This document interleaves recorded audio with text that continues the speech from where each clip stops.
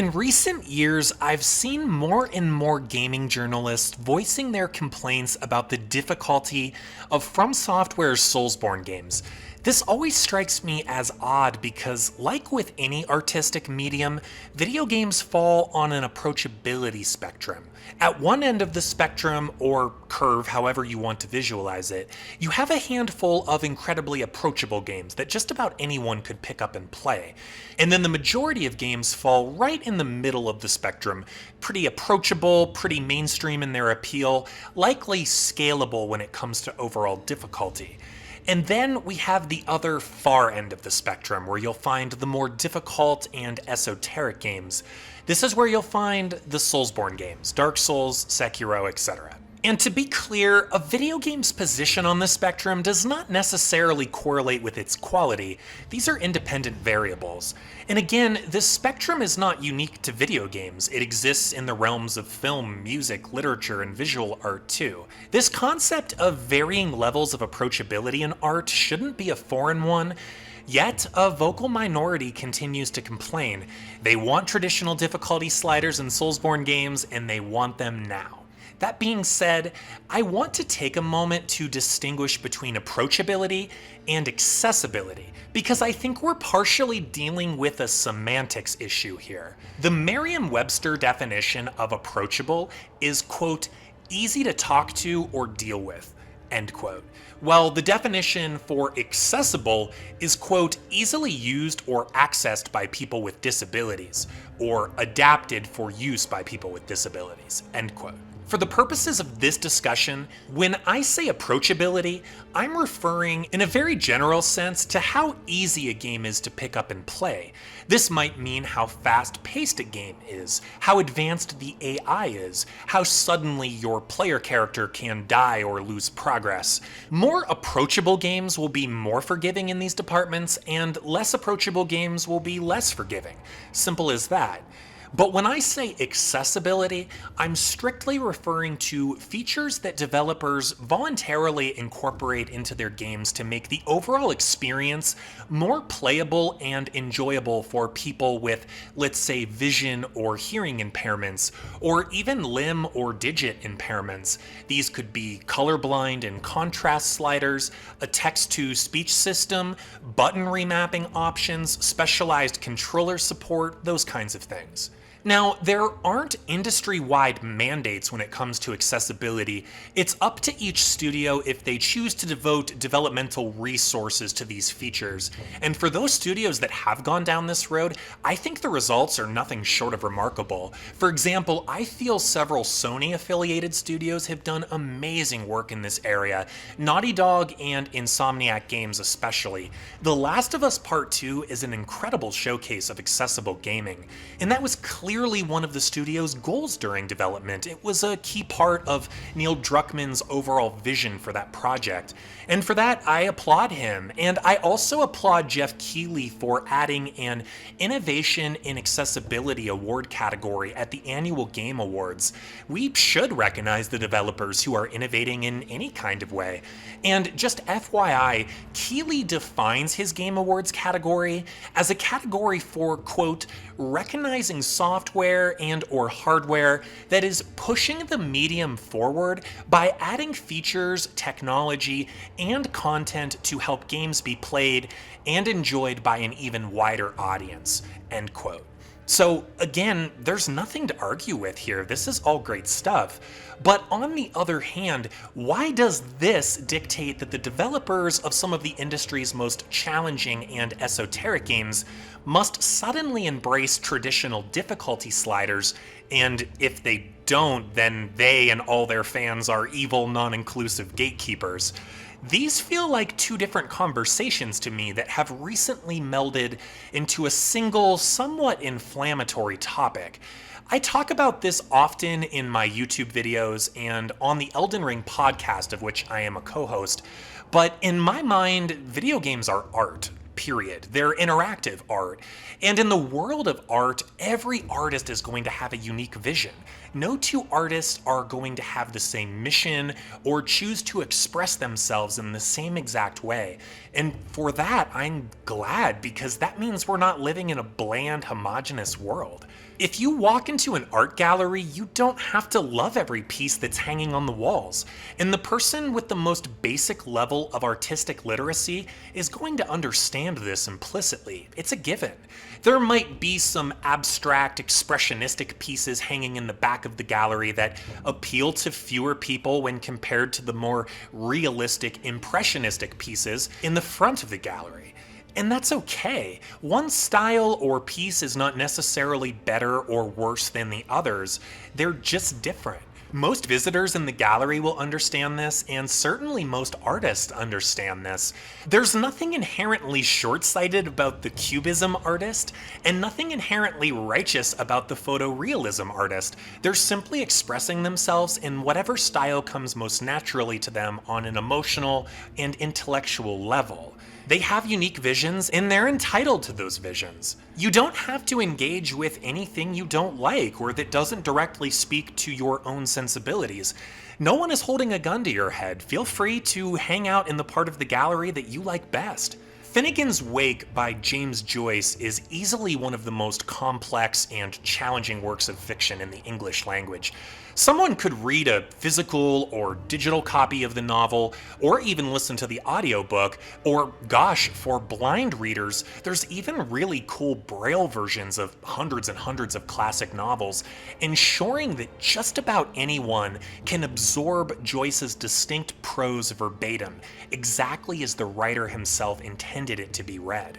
And hey, just the same, someone could simply look up a summary of the novel on SparkNotes. And sure, the SparkNotes reader may get the gist of the novel, but they're obviously going to miss out on Joyce's language and sensibilities. They're going to miss out on what's happening at the heart of the novel.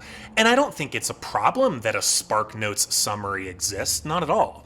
But James Joyce himself did not write those summaries, and his estate today is not responsible for making sure those summaries are available online. Finnegan's Wake is a really complex novel that's simply not going to appeal to everyone, especially depending on your reading level. But again, you can take it or leave it. If Finnegan's Wake is too hard or uninteresting, you're welcome to find and read another novel that feels more approachable to you. I've spoken about this many times, but while From Software has become a household name in the gaming industry, their games still fail to meet most mainstream criteria. They don't sell like mainstream games, they're not approachable like mainstream games. And yes, I believe Elden Ring could move that needle a bit with its open world design and many gameplay options, a greater focus on online PvE groups, flexible character builds, summonable spirits, optional bosses, etc. This game will likely be more approachable than perhaps any previous Soulsborne game, and I don't have a problem with this at all. In fact, let's say for the sake of argument that Elden Ring turns out to be easier than some of the past Soulsborne games. In my mind, that might encourage certain players who've struggled with the past games to give them another chance. Maybe they'll find new confidence and inspiration after hitting the credits of Elden Ring and feel motivated to take another stab at Dark Souls 3 or Sekiro. And as far as I'm concerned, that's awesome. That's a good thing. But From Software President Hidetaka Miyazaki has a clear vision on the topic of difficulty sliders.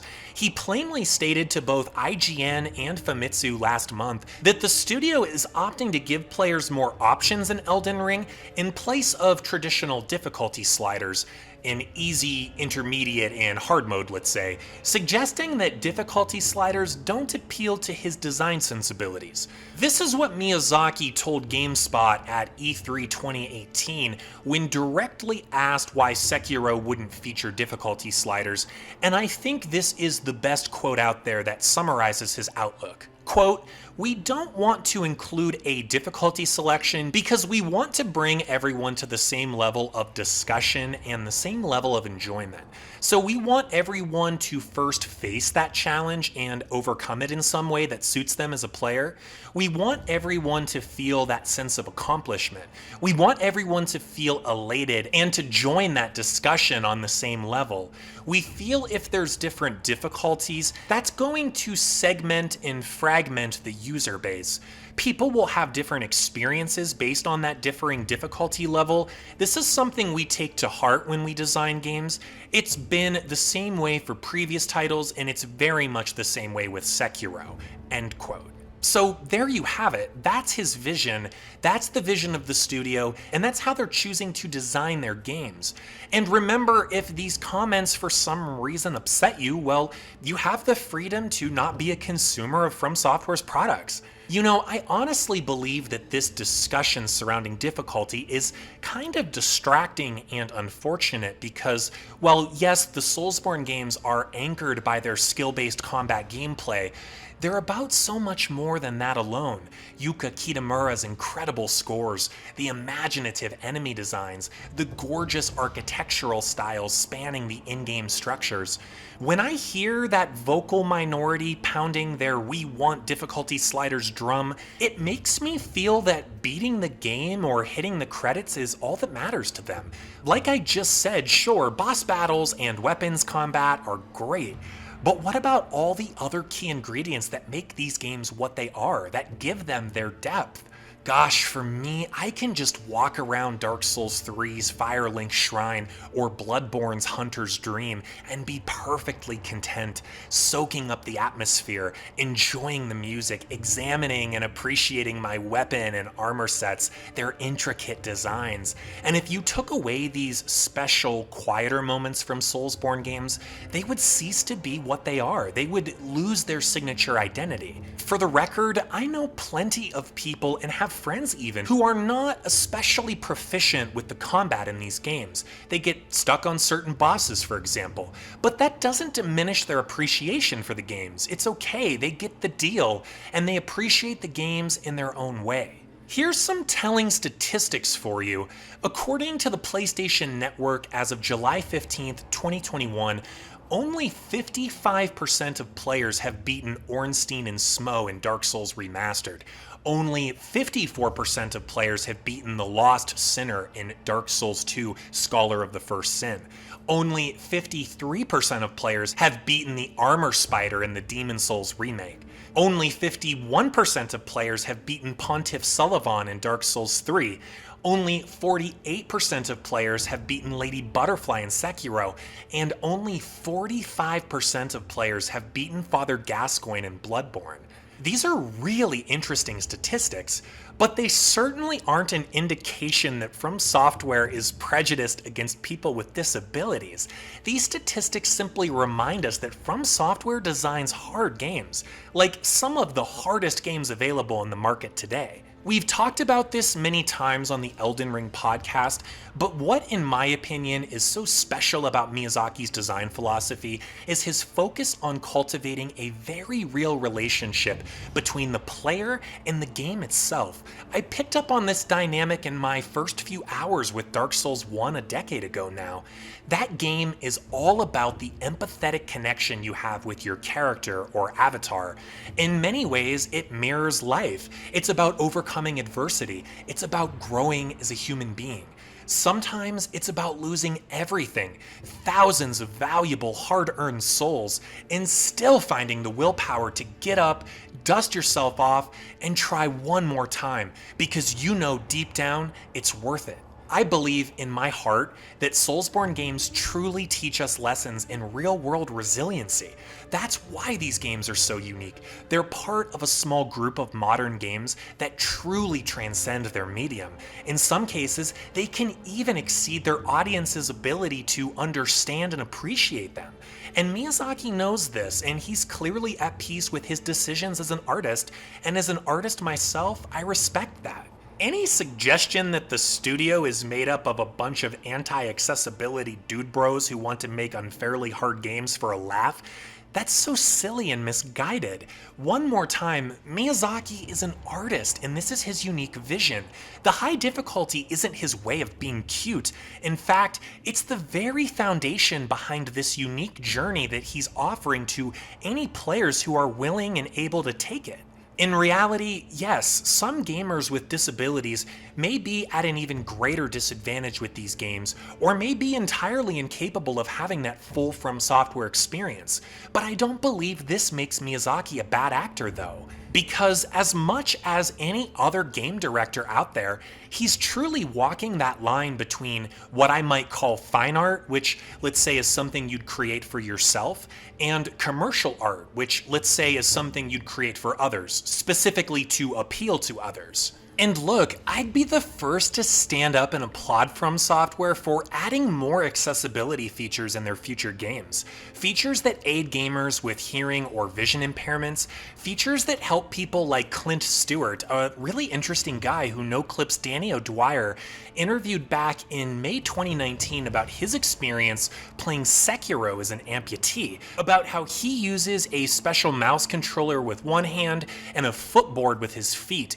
Hardware and software developers should absolutely ensure their products are compatible with the types of controllers or mouse and keyboard setups that help people like Clint most comfortably experience fast-paced action games like Sekiro. Again, I go back to semantics. I feel like accessibility features is one conversation, and this idea that Miyazaki should nerf all of the enemy AI in his games is another conversation entirely. Miyazaki has no intention of adding difficulty sliders into his games, and I accept that. That's his right as an artist. Now, I don't think this is likely, but if one day Miyazaki changed his mind and decided that difficulty sliders had a place in a From Software game, that difficulty sliders gelled with his intent as an artist, had a place in his new game design mission, I would absolutely accept that decision too. I have no problem with it because it would be his vision for his creation. In life, we don't get to control other people's artistic decisions, and I'm glad because, like I said earlier, that would lead to a pretty boring, homogenous world. And as long as an artist isn't directly harming others or promoting hate speech or something extreme like that, it's their right to express themselves however they choose. Again, we all have the freedom to hang out in the part of the gallery that resonates with us most. Also, in my decade of experience, most people in the Soulsborne community are actually sincere and kind and inclusive and helpful. I know Soulsborne fans who are of different skill levels, ethnic backgrounds, sexual orientations, genders. These super aggressive and judgmental get good guys who have given the community a somewhat bad reputation. They can be loud and off-putting, sure, but they are a minority group. Check out the Summon Sign or Pump-a-Rum subreddits. Yes, there's always some trolls on Reddit, but by and large, these subreddits are full of really chill, generous gamers who will gladly drop whatever they're doing to offer tips, help you beat a boss, or trade you an otherwise difficult to obtain item. Or the Speed Souls community. In my experience, those runners are really friendly, not arrogant people who are glad to share their knowledge, share their passion, and help new speedrunners along their way. Frankly, that's all I'm trying to do with my platform, my YouTube channel. I know not everyone will dig all the games and developers that I like most. I know we all have different tastes, but if by sharing my passion for From Software's Soulsborne games, I can turn someone new onto these games, or enhance a longtime player's appreciation for these games, or even demystify them a little bit and give a discouraged player some needed confidence to fire back up Bloodborne and give it another go, that's wonderful. Heck yeah, mission accomplished. I've recently been watching Hugo Martin of id Software. I've been watching his Let's Play of Doom Eternal. Martin is one of my favorite game directors in the industry, and he's a very open From Software fan too. And during his playthrough commentary in more than one of the episodes, he provided this piece of advice to artists, to gamers, to aspiring developers, to current developers. In so many words, he said, don't try and create something for everyone because that won't lead to a unique, inspired product. Instead, find what you're good at, find what clicks with you, and go long and far down that road.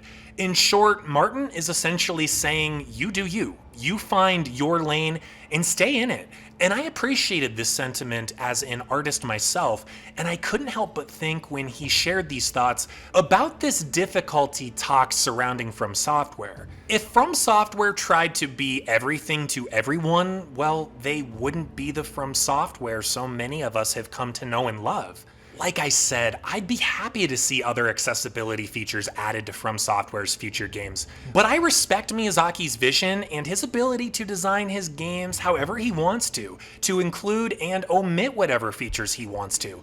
If one day he wants to add difficulty sliders to a new game, like I said, I'll respect that too. For me, it's as simple as that.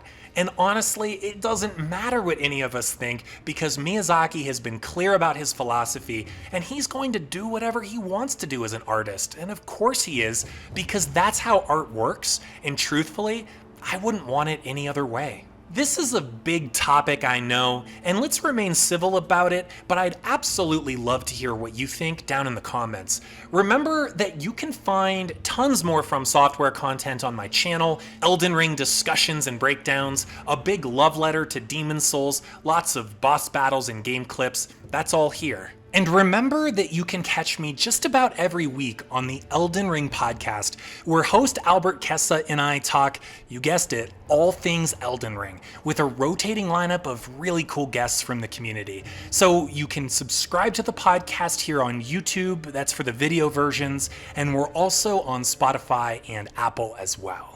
On other fronts, feel free to swing by my new Discord server, Terrapop's Treehouse, and if you'd like to further support my content and what I do, you can find me over at patreon.com/Terrapop, where I offer multiple patronage tiers with graduating benefits like behind-the-scenes content, early video previews, access to an exclusive podcast, one-on-one calls, and more. So thank you as always for watching, and I'll catch you next time.